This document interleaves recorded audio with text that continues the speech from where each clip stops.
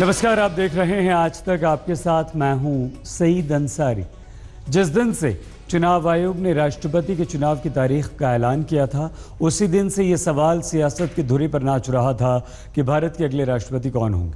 आज बीजेपी ने रामनाथ कोविंद का नाम आगे कर दिया। अब विपक्षी रणनीति बनाने में जुटे हुए हैं।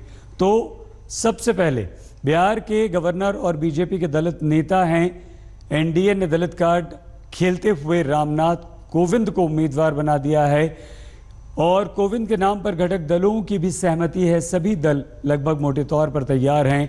शिवसेना भी तैयार है सूत्रों के हवाले से, लेकिन शिवसेना ने यह कहा है कि हम आपको अपनी पार्टी में चर्चा करने के बाद बताएंगे। टीडीपी, टीआरएस, एलजेपी का समर्थन मिल चुका है कोविंद के नाम पर और रामविलास पासवान भी कह चुके हैं कि दलित का विरोध करने वाले ठीक नहीं है, उनका विरोध जायज नहीं है। थोड़ी देर बाद दिल्ली में नरेंद्र मोदी प्रधानमंत्री से मुलाकात करेंगे रामनाथ कोविंद, जो कि पटना से दिल्ली की फ्लाइट ले चुके हैं, बस पहुंचने वाले। लेकिन कांग्रेस का दांव और साथ ही साथ यूपीए का दांव क्या? मीरा कुमार को उम्मीदवार बना सकती है कांग्रेस रामनाथ कोविंद के बाद, क्योंकि रामनाथ कोविंद को एनडीए ने अपना उम्मीदवार बना दिया। 22 जून को विपक्षी दलों की एक बैठक है और उस बैठक के बाद कोई ना कोई फैसला हो सकता है, नाम सामने आ सकता है। टीएमसी लेफ्ट को कोविंद के नाम पर ऐतराज है, वो विरोध कर रहे हैं, तो टीएमसी और लेफ्ट जो हैं वो कांग्रेस के साथ आ सकते हैं। लेकिन नाम क्या होगा? क्या मीरा कुमार के नाम पर सहमति होगी? बीएसपी ने कोविंद को समर्थन देने का संकेत दिया है, लेकिन वादा नहीं किया है मायावती ने। नीतीश कुमार भी पटना में कोविंद से मिल चुके हैं, लेकिन क्या नीतीश कुमार आएंगे कांग्रेस के साथ? क्या मायावती मीरा कुमार के नाम पर मानेंगी? तो रामनाथ कोविंद एनडीए के उम्मीदवार।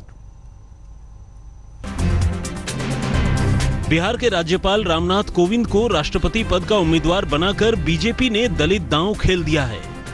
राष्ट्रपति पद के चुनाव में एनडीए के प्रत्याशी के रूप में आज श्री रामनाथ कोविंद गवर्नर बिहार का नाम तय किया गया है। I have a lot of good wishes for the state of Bihar. It has been a wonderful experience. BJP संसदीय बोर्ड की बैठक के बाद अमित शाह ने रामनाथ कोविंद के नाम का ऐलान किया और राष्ट्रपति उम्मीदवार कोविंद को ही क्यों चुना गया, इसकी वजह भी बताई। रामनाथ जी हमारे बहुत पुराने भारतीय जनता पार्टी के वरिष्ठ नेता रहे। अभी वो गवर्नर बिहार हैं। दलित समाज से संघर्ष कर अपनी राजनीतिक करियर में इतने ऊंचे मकाम तक अब तक पहुंचे हैं। यानी अब रामनाथ कोविंद देश के दूसरे दलित राष्ट्रपति बन सकते हैं। मगर रामनाथ कोविंद का ऐलान विपक्षियों को रास नहीं आया।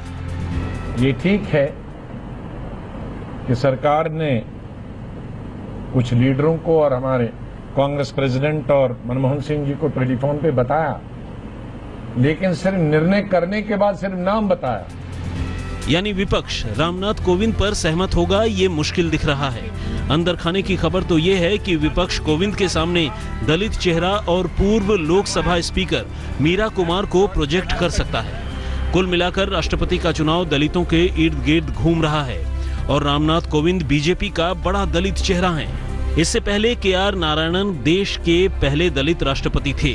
कोविंद के सहारे मोदी ने जहां एक और दलित समाज को बीजेपी के हक में लाने का दांव चला, वहीं बिहार के राज्यपाल को राष्ट्रपति पद का उम्मीदवार बनाकर बिहार से जुड़े सियासी विरोधियों को भी अपने हक में लाने की कोशिश की और बिहार के अगले विधानसभा चुनाव के लिए भी चल दिया दांव। हिमांशु मिश्रा और अशोक सिंघल के साथ आज तक ब्यूरो। रामनाथ कोविंद के घर किस तरह का माहौल है राष्ट्रपति पद का उम्मीदवार बनाए जाने के बाद? देखिए। वो मुझे असल बात मेरे यहाँ लाइट तो आ नहीं रही थी, है ना, तो दूसरों के द्वारा मुझे सूचना मिल गई, है ना, कि आपके मामा जी का जो है वो राष्ट्रपति पद के लिए वो चाहे उम्मीदवार हो गए। तो क्या किया सबसे पहले उनके परिवार में? सबसे पहले भाई बहुत खुशी हुई, फिर सभी जगह से फोन वगैरह आने लगे, बात कर रहे हैं। फिर आप लोग। बहुत खुश हुई, बहुत बता नहीं सकते, क्योंकि बाबा जी ना हम तो पहले ही चाहते थे बन जाएंगे। जब राज्यपाल बने थे तो हम भगवान से ये मनाते थे कि राष्ट्रपति भी बन जाए बाबा जी। हैं और देखिए नाम भी आ गया उनका।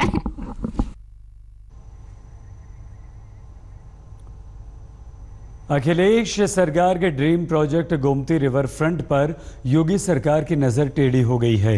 रिवर फ्रंट बनाने में हुई धांधली की जांच कर रही सुरेश खन्ना कमेटी ने गोमती रिवर फ्रंट में जबरदस्त घोटाले की बात कही है। खबर हम पूरी आपको दिखाएंगे, उससे पहले हम आपको ये बता दें कि रामनाथ कोविंद दिल्ली पहुंच चुके हैं।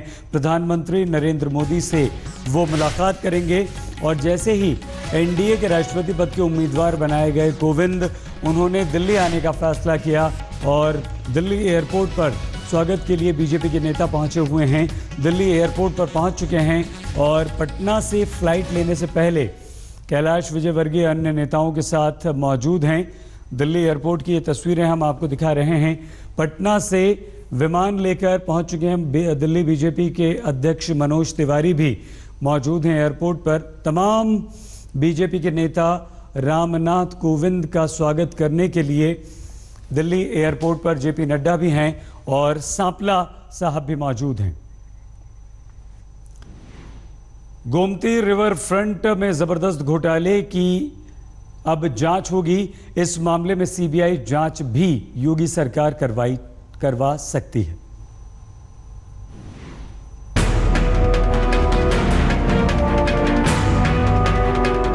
उत्तर प्रदेश के पूर्व मुख्यमंत्री अखिलेश यादव का ड्रीम प्रोजेक्ट था ये गोमती रिवर फ्रंट, लेकिन इसी गोमती रिवर फ्रंट को लेकर योगी आदित्यनाथ की सरकार एक्शन मोड में आ गई है। इसी रिवर फ्रंट की जांच के लिए बनी खन्ना समिति ने मुख्यमंत्री योगी आदित्यनाथ को स्टेटस रिपोर्ट सौंप दी है और अब गोमती रिवर फ्रंट मामले में सीबीआई को जांच का जिम्मा सौंपा जा सकता है। आपको बता दें कि सीएम योगी आदित्यनाथ ने इसी गोमती रिवर फ्रंट का मुआयना किया था और मुआयने के बाद जांच के लिए कमेटी बनाई थी। जांच कमेटी की रिपोर्ट सुरेश खन्ना ने 2 दिन पहले सीएम योगी आदित्यनाथ को सौंप दी। रिपोर्ट में कई अनियमितताओं का जिक्र किया गया है, साथ ही प्रोजेक्ट का बजट जरूरत से ज्यादा होने का दावा किया गया है। इसके अलावा जांच रिपोर्ट में कई बड़े अधिकारियों और प्रोजेक्ट इंजीनियर्स की भूमिका पर भी सवाल उठाए गए हैं। खन्ना समिति ने माना है कि न सिर्फ रिवर फ्रंट के बजट को जरूरत से ज्यादा बढ़ाया गया, बल्कि 65% काम होने के बावजूद 90% भुगतान किया जा चुका है। खन्ना कमेटी ने ठेके बांटने को लेकर भी मनमानी के आरोप लगाए हैं। अब समाजवादी पार्टी योगी सरकार पर हमलावर है। अब देखना यह है कि क्या गोमती रिवर फ्रंट मामले में सीबीआई जांच होती है, क्योंकि अगर मामले की सीबीआई जांच हुई तो कई बड़े नाम सामने आ सकते हैं। लखनऊ से कुमार अभिषेक के साथ आज तक ब्यूरो। उत्तर प्रदेश की कानून व्यवस्था जिन कंधों पर है, उसी प्रशासन के प्रहरी आपस में किस कदर भिड़ गए, आइए वो आपको दिखाते हैं। लखनऊ में पैरामिलिट्री फोर्स और लखनऊ पुलिस की संयुक्त बैठक थी। इस बैठक में एसपी एसआईटी नागेश्वर सिंह और एसएसपी दीपक कुमार के बीच जबरदस्त बहस हुई। इसमें नाम नोट करने की क्या बात है? प्रोटेस्ट है सर, 5 बजे बुलाया गया, हम लोग को बैठाया गया और 6:30 बज रहा है और पानी तक जो है अभी जब हम ठीक है, आप अपनी ड्यूटी नहीं कर सकते, आप चले जाइए। आपकी ड्यूटी की कोई जरूरत नहीं है हमें। आज कहने से मैं नहीं जाऊंगा। आपके डीआईजी साहब आएंगे, जब वो कहेंगे तो मैं चला जाऊंगा। आप बंद करिए ड्यूटी, आपको ऐसा लग रहा है। आज कहने से नहीं करूंगा सर। भाई आपको करना है करिए, नहीं करना है जाइए। जबरदस्ती की बात नहीं कर रहा हूँ, ये गलत है सर। इसमें नाम नोट करने की क्या बात है? प्रोटेस्ट है सर, 5 बजे बुलाया गया, हम लोग को बैठाया गया और 6:30 बज रहा है और पानी तक जो है अभी जब हम ठीक है, आप अपनी ड्यूटी नहीं कर सकते, आप चले जाइए। आपकी ड्यूटी की कोई जरूरत नहीं है हमें। आज कहने से मैं नहीं जाऊंगा। आपके डीआईजी साहब आएंगे, जब वो कहेंगे तो मैं चला जाऊंगा। आप बंद करिए ड्यूटी, आपको ऐसा लग रहा है। आज कहने से नहीं करूंगा सर। भाई आपको करना है करिए, नहीं करना है जाइए। जबरदस्ती की बात नहीं कर रहा हूँ, ये गलत है सर। चैंपियंस ट्रॉफी में टीम इंडिया की हार से पूरा देश सदमे में था। सभी तरफ इस हार की टीस महसूस की जा रही थी, लेकिन उसी समय कश्मीर में पाकिस्तान प्रेमी अलगाववादी जश्न मना रहे थे। हुर्रियत नेता और उनके समर्थक झूम रहे थे, पटाखे फोड़ रहे थे।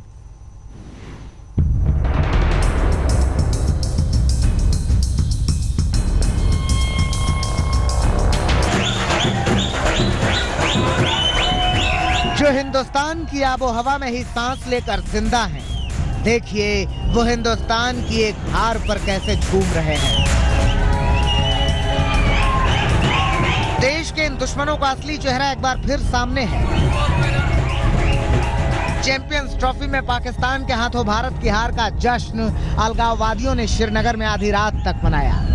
इतना ही नहीं, इन अलगाववादियों की हौसला अफजाई के लिए हुर्रियत नेता मीरवाइज उमर फारूक भी बाहर निकले और हाथ उठाकर अपनी खुशी का इजहार किया।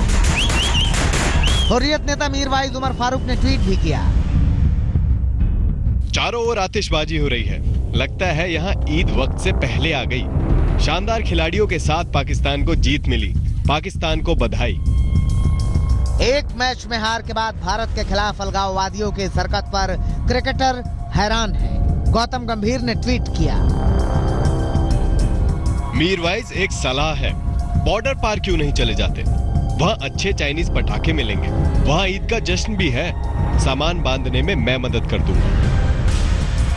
देश के ये ऐसे दुश्मन हैं जिनके साथ ही पाकिस्तान से पैसा लेकर कश्मीर में आग लगाने की बात आज तक के कैमरे पर खुलेआम कबूल कर चुके हैं। ऐसे अलगाववादियों पर एनआईए का शिकंजा भी कस चुका है, लेकिन ये अपनी हरकतों से बाज नहीं आ रहे हैं। अशरफ वानी, श्रीनगर, आज तक। राजधानी दिल्ली के सफदरजंग अस्पताल ने इतनी बड़ी लापरवाही की है जिसे सुनकर आप सन्न रह जाएंगे। अस्पताल ने एक जिंदा बच्चे को मृत घोषित कर उसे पॉलिथीन में पैक कर परिजनों को सौंप दिया। लेकिन इस वक्त रामनाथ कोविंद पहुंच चुके हैं दिल्ली एयरपोर्ट। एनडीए का उम्मीदवार घोषित करने के बाद पटना से उन्होंने सीधी फ्लाइट पकड़ी है दिल्ली के प्रधानमंत्री नरेंद्र मोदी से मिलने के लिए। बीजेपी के तमाम वरिष्ठ नेता वहां पर मौजूद हैं। सांपला, जेपी नड्डा, कैलाश विजयवर्गीय, मनोज तिवारी और दिल्ली के तमाम नेता जो उनका स्वागत कर रहे हैं। पुष्पगुच्छ देकर स्वागत किया गया है, उन्हें रिसीव किया गया है। एनडीए के उम्मीदवार हैं रामनाथ कोविंद। एक बड़ा दांव एनडीए की तरफ से चल दिया गया है। बीजेपी ने यह दांव चलाया, प्रधानमंत्री मोदी ने नाम तय किया और बीजेपी अध्यक्ष अमित शाह ने रामनाथ कोविंद के नाम का ऐलान कर दिया है। कांग्रेस यूपीए के सामने एक बड़ी चुनौती पेश कर दी है। अब देखना यह है कि यूपीए की तरफ से कौन होगा राष्ट्रपति पद का उम्मीदवार। क्या वो भी कोई दलित नाम होगा? नाम आना शुरू हो गया है और चर्चा शुरू हो चुकी है मीरा कुमार की। तो तमाम बड़े नेता, थावरचंद गहलोत पहुंचे हैं, कैलाश विजयवर्गीय हैं, जेपी नड्डा हैं, मनोज तिवारी, ये तमाम नेता और नेताओं की भीड़ लगी हुई है। छोटे बड़े तमाम नेता दिल्ली एयरपोर्ट पर स्वागत करते हुए, पुष्पगुच्छ गुलदस्ता देते हुए रामनाथ कोविंद को।